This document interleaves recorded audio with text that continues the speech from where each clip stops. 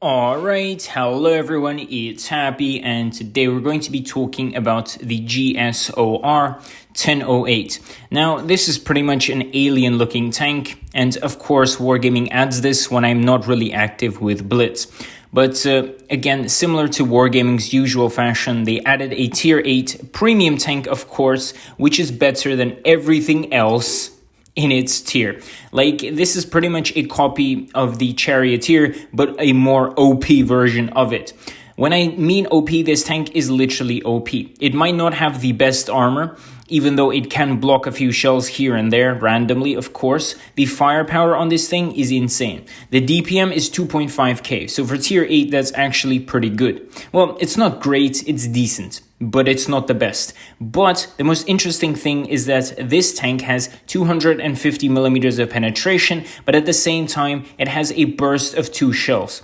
The reload time in between the shells is 2.5 seconds. 2.5.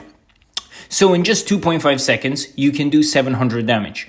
No one at tier 8 can do this. On top of that, the overall reload time is around 14 seconds. So the magazine reloads in 14 seconds. That's very, very strong. Any drum tank at tier 8 is already very, very strong. On top of that, this tank has some decent mobility as well, almost 50 kilometers per hour. That's very, very, very fast, and backwards it's 17. So this tank can peek around the corner, slap you for 700, and just roll back very, very quickly. So overall, this tank is quite decent. Not decent, it's really, really good, especially with the gun it has, the DPM, the damage combination, as well as the burst damage. Everything in comparison to this fades away. This tank is very, very strong, and it's meant to be played close range. I'm not saying this is the strongest tank at tier 8, but compared to other tier 8 tank destroyers, this thing also has a turret. So this thing is actually quite strong. The gun handling itself is very, very good. The aim time is solid, but of course the dispersion is not so great. You obviously need to compensate with something. So overall, in my opinion, this tank seems very, very good, way above average, borderline OP.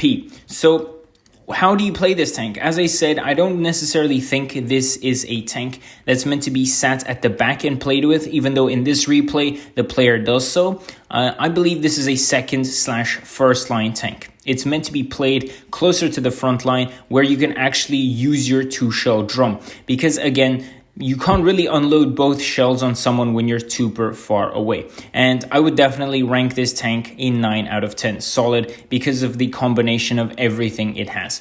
So tell me what you guys think about this in the comment section below. And with that, Happy is out, and I'll see you guys next time. Bye-bye.